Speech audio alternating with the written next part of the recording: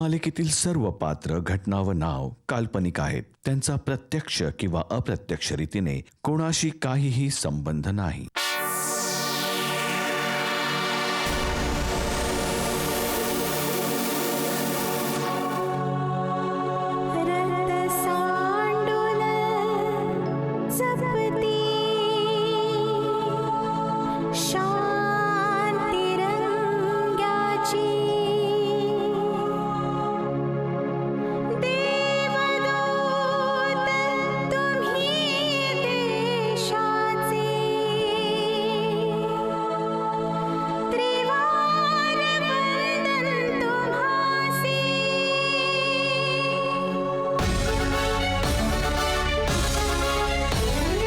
दैत्यांचा हा कर्दनकाळ, भल्यांचा हा पक्का यार, झुंज देण्या अन्यायाशी सदैव हा तयार. झुंजार हा वज्र हा पोलादी वीर हा, जुलमी अत्याचारांचा करतो बंदोबस्त हा.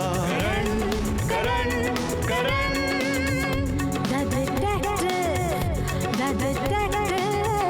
जय हिंद जय हिंद जय हिंद जय हिंद.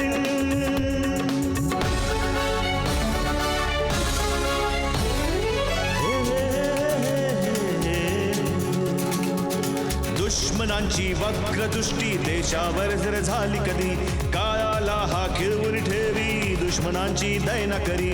पुत्र भारत मातेचा हा देश प्रेमी सहृदयी, हा देश प्रेमी सहृदयी, हा देश प्रेमी सहृदयी. झुंजार हा वज्र हा पोलादी वीर हा, जुलमी अत्याचारांचा करतो बंदोबस्त हा. करण करण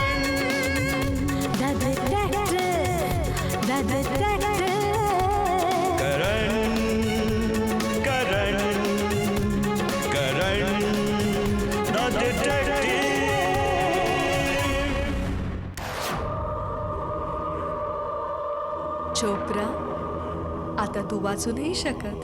हे बघ, तू तू तू तू माझं काहीच नाही करू शकत.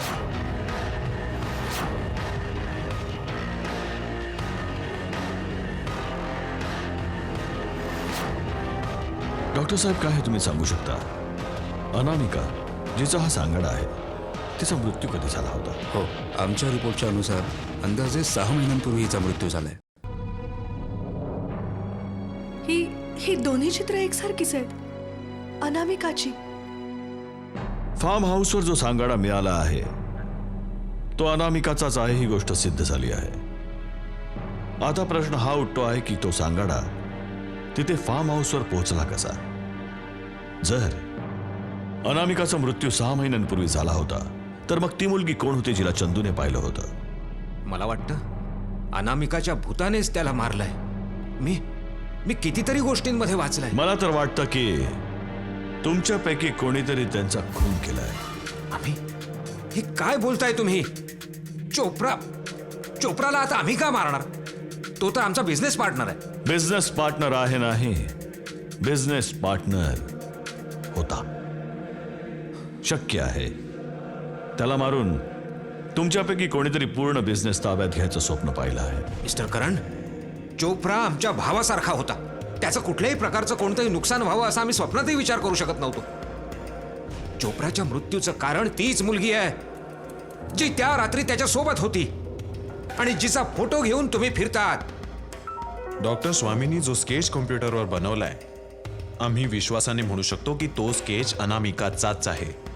आणि दुसरं स्केच त्या मुलीचं आहे जी त्या रात्री चोपडांसोबत होती, पण हे आपण खात्रीने नाही सांगू शकत. म्हणजे काय? म्हणजे आरशासारखं स्वच्छ आहे.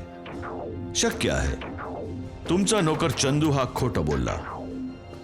हेही असू शकतं की पोलिसांची दिशाभूल करण्यासाठी त्याने त्या मुलीचं वर्णन चुकीचं सांगितलं.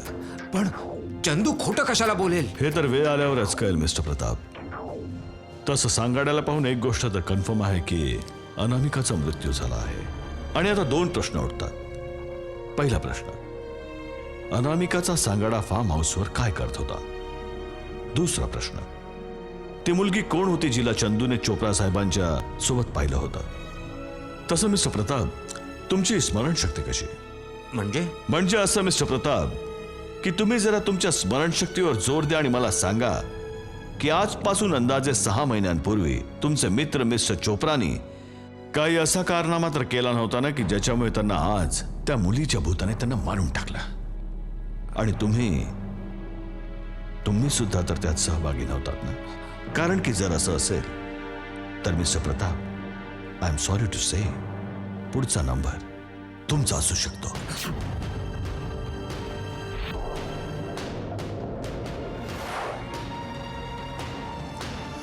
काय बडबड करतोयस प्रताप? अनामिका तर मेली आहे, मग ती चोपडाचा मर्डर कसा करू शकते? नाही जयस्वाल, अनामिका परत आली आहे. अनामिका परत आली आहे. नाही नाही, माझा तुझ्या या बडबडीवर जरा सुद्धा विश्वास नाहीये. विश्वास तर माझा पण नव्हता, पण जरा विचार कर. जर अनामिकाने चोप्राला मारलं नाही तर मग तिचा सांगाडा फार्म हाऊस पर्यंत कसा पोहोचला? हे बघ प्रताप, तू मला घाबरवण्याचा प्रयत्न करू नकोस. मी तुला का घाबरवेन? म्हणजे तू चोपडाप्रमाणेच मला सुद्धा घाबरवून घाबरवून मारून टाकशील आणि सगळ्याच्या सगळा बिझनेस आणि प्रॉपर्टीचा स्वतःच एकटा मालक बनशील. तुझं डोकं फिरलंय का? वेडा झालायस का तू? जे काही मी सांगितलं तेच सत्य आहे. आणि कुणी विश्वास ठेव वा न ठेव, पण माझा पूर्ण विश्वास आहे. अनामिका परत आली आहे. ती परत आली आहे आणि ती कोणालाही सोडणार नाही. सगळ्यांना मारून टाकेल, तुलाही मलाही.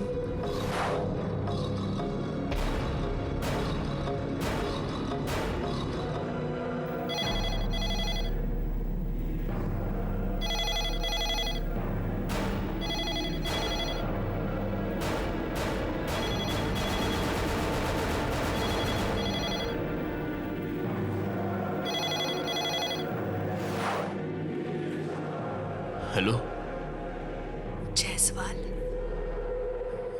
जयस्वाल बोलतोय. आजच्या नंतर तू कधीच नाही बोलू शकणार.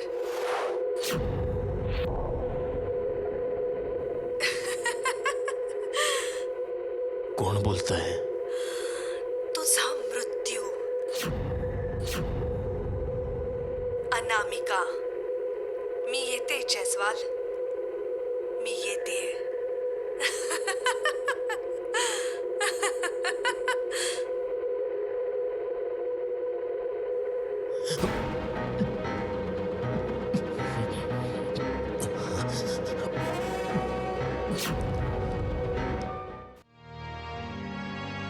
घाबरायचं काहीच कारण नाही मिस्टर जयस्वाल. एक फारच साधारणचा हार्ट अटॅक होतो. मी इंजेक्शन दिलं आहे, पण तुम्हाला पुढचे 2-3 दिवस रेस्ट घ्यावी लागेल. फुल बेड रेस्ट. फुल बेड रेस्ट? डॉक्टर साहेब, जर मी 2-3 दिवस बेड रेस्ट घेत बसलो तर माझं फार मोठं नुकसान होईल. आणि जर तुम्ही माझं म्हणणं नाही ऐकलं तर तुमचं जे नुकसान होईल त्याची भरपाई तुम्ही कधीच नाही करू शकणार. वेल, मी तुमची काळजी घ्यायला एका नर्सची व्यवस्था करतो. नर्स? नर्सची काय गरज आहे डॉक्टर साहेब? रघु आहे ना माझ्यापाशी. वेळ डॉक्टर साहेब, हे बघा मिस्टर जयस्वाल, एक नर्स तुम्हाला दर अर्ध्या तासाने चेक करत राहील आणि दर 2 तासानंतर तुम्हाला एक इंजेक्शन द्यायचं आहे. ती नर्सच देईल. ते काम रघु नाही करू शकत. ठीक आहे, आता तुम्ही म्हणत आहात तर पाठवून द्या. रघु, डॉक्टर साहेबांना दारापर्यंत सोडून या. होय साहेब. ओके, काळजी घ्या. Okay, thank you.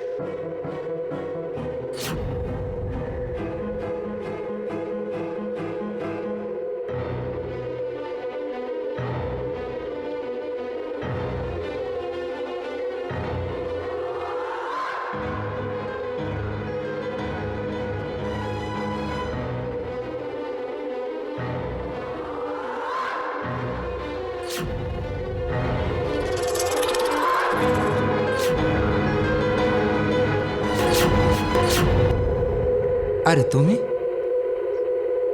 इतक्या लवकर आलात? आताच तर डॉक्टर साहेब गेले. बाजूच्या बंगल्यामध्येच होते. आपल्या मालकासाठी गरम दूध घेऊन ये, त्यांना औषध द्यायचंय. बरं, लगेच घेऊन येतो.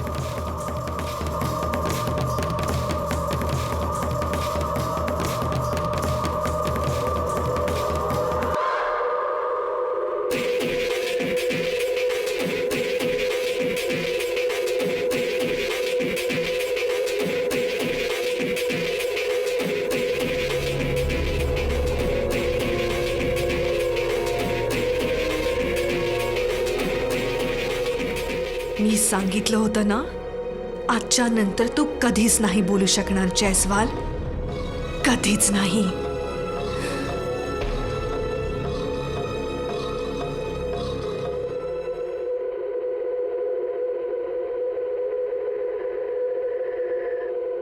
यांना विष देऊन मारलं गेलंय करण साहेब. रघु हे सगळं झालं कसं? माहित नाही साहेब. थोड्या वेळापूर्वी साहेबांचे मित्र प्रताप साहेब आले होते. ते गेल्यानंतर साहेबांची अचानक तब्येत खराब झाली. तर साहेबांच्या म्हणण्यावर सर मी या डॉक्टर साहेबांना बोलावलं.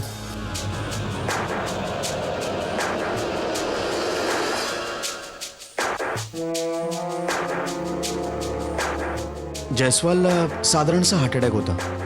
मी इंजेक्शन देऊन यांना आराम करण्याचा सल्ला दिला होता. हे इंजेक्शन?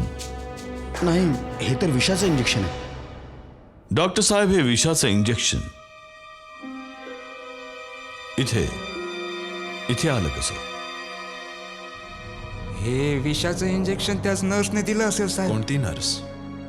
जिला डॉक्टर साहेबांनी देखरेखीसाठी पाठवलं होतं. डॉक्टर साहेब, तुम्ही कुठल्या नर्सला पाठवलं होतं? नाही, मी कुणा नर्सला नाही पाठवलं. मला नाही माहित. असं नका म्हणू डॉक्टर. तुम्हीच तर म्हणाला होता की नर्स पाठवतो. तुम्ही गेल्याबरोबर ती आली. कशी दिसत होती? जशा सगळ्या नर्स असतात साहेब. एक मिनिट.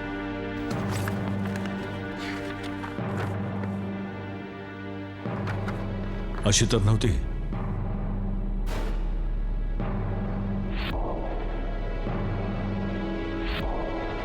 साहेब अशीच दिसत होती, पण तिच्यात थोडा फरक होता काय साहेब. फरक होता? तिच्या सर या ओठांच्या वर एक काळा तीळ होता.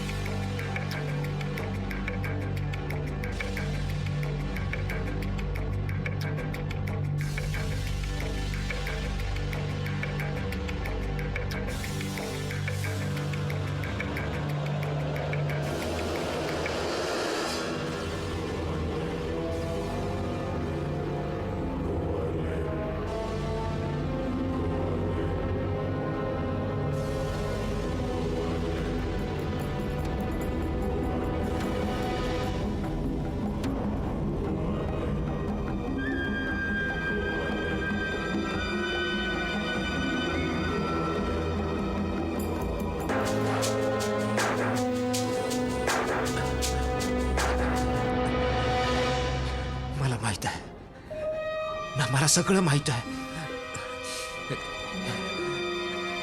चोप्राला तिने मारून टाकलं,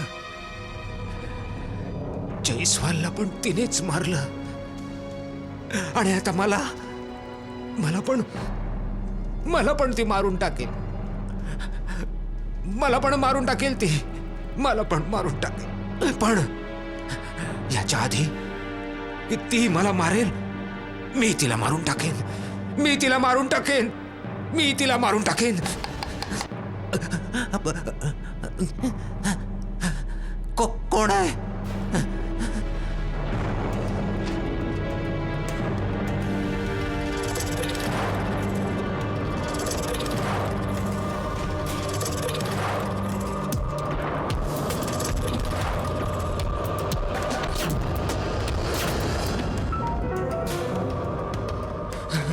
कोण आहेस तू? कोण आहेस तू?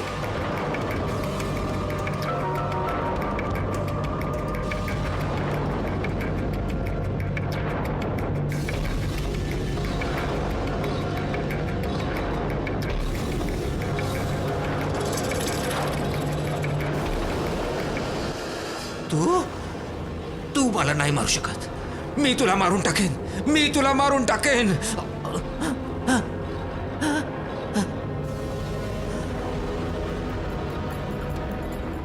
आज तुझी साथ कोणी नाही देणार प्रताप. देव पण नाही. त्याने पण तुझी साथ सोडलीये. त्याने पण. फेकून टाकतो खंजीर, नाहीतर गोळी चालवेन.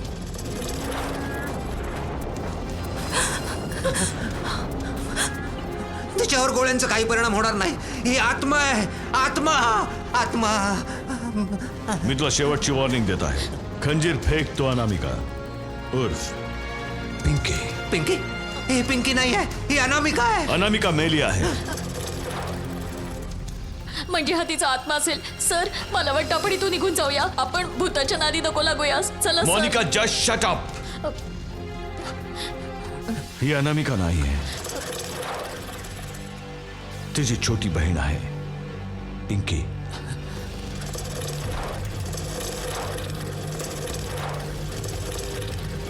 जेव्हा जयस्वालच्या नोकर रघुने मला सांगितलं होतं की ज्या नर्सने जयस्वालला विषारी इंजेक्शन देऊन त्याचा खून केला होता, तिच्या होठावर एक काळा तीळ होता. मला आठवले दीनानाथजी, तुझ्या वडिलांशी माझी भेट. त्यांच्या हातामध्ये एक फोटोग्राफ होता ज्याच्यामध्ये हुबेहुबे एकसारखे 2 फोटो होते. त्यावेळेस मला वाटलं की ते फोटो अनामिकाचे आहेत. पण नंतर जेव्हा मी खूप विचार केला तेव्हा मला आठवलं की त्यामधील एका फोटोच्या होठावर एक काळा तीळ आहे. अगदी तसाच तीळ जो तुझ्या ओठावर आहे. आणि हाच फरक आहे तुझ्यामध्ये आणि तुझी बहीण अनामिकामध्ये. मला लक्षात येऊ लागलं की हा ड्रामा काय आहे. आणि मी समजून गेलो की तुझा पुढचा शिकार कोण असणार. काही उपयोग नाही पिंकी. कायद्याच्या कचाट्यातून ना कोणी वाचलाय नाही वाचू शकणार. स्वतःला कायद्याच्या स्वाधीन कर. हो हो, मी पिंकी आहे. मीच चोप्रा आणि जयस्वालचा खून केलाय. याच लोकांच्यामुळे माझ्या बहिणीने याच खंजीराने आपला जीव घेतला. मी स्वतः आपल्या डोळ्यांनी पाहिलं होतं. स्वतःच्या आपल्या डोळ्यांनी.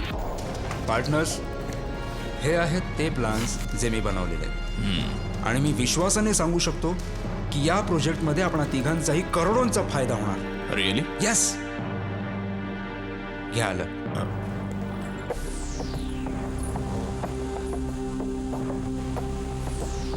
चोप्रा, यार काय काय होत आहे. फटाका नाही, अनामिका आहे. तिला फार्म हाऊसच्या देखरेखीसाठी ठेवलंय. जर ही फार्म हाऊसची देखरेख करेल तर फार्म हाऊसवर येणाऱ्या पाहुण्यांची काळजी कोण घेणार चोपडा? अरे ती पण तर हेच करेल. काय चोप्रा? का नाही बदमाशांनो. अनामिका, काय? जरा आपल्या हातांनी माझ्या मित्रांना ड्रिंक बनवून दे. यांची फार इच्छा आहे तुझ्या हातांनी पिण्याची.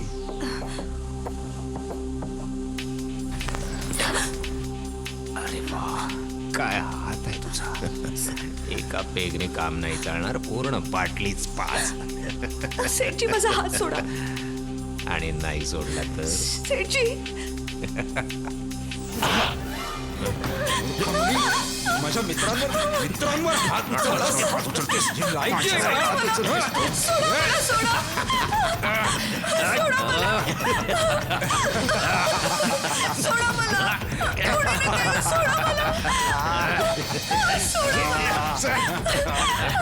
चल राणी चल.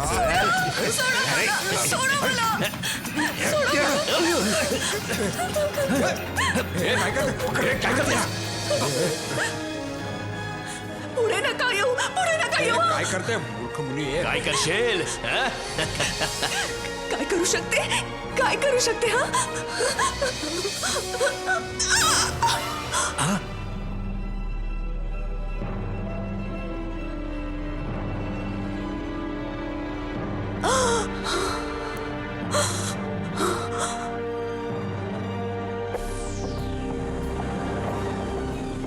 तो धक्का मी सहन नाही करू शकले आणि आणि वेडी झाले. 6 महिने वेड्यांच्या हॉस्पिटलमध्ये काढल्यावर जेव्हा मी बाहेर आले तेव्हा सगळं काही संपून गेलं होतं. हे राक्षस ऐशोआरामाचं जीवन जगत होते. यासाठीच मी निर्णय घेतला की मी आपल्या बहिणीचा बदला घेईन. मी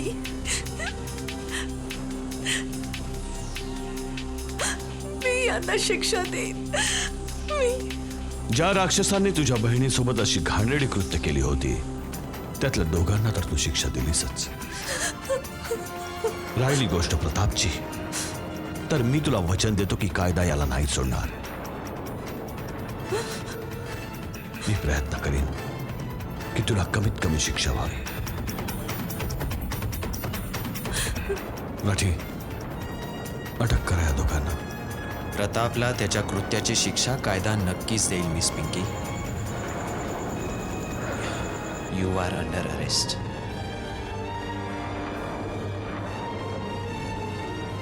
मोनिका, घेऊन जा या राक्षसाला इथून. चला.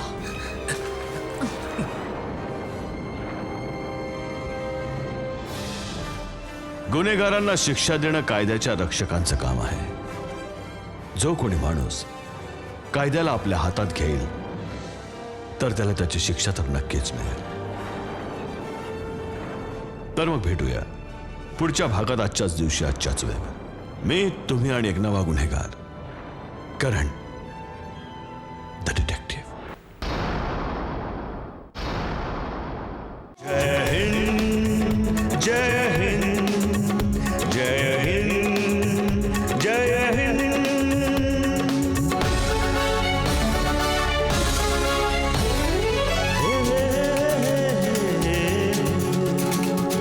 दुश्मनांची वक्रदृष्टी देशावर जर झाली कधी, काळाला हा खिळवून ठेवी, दुश्मनांची दयना करी.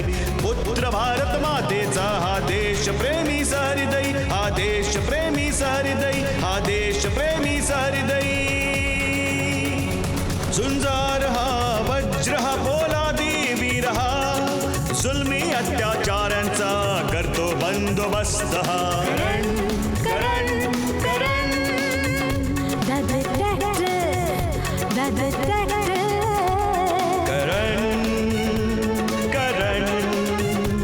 Karen, the detective.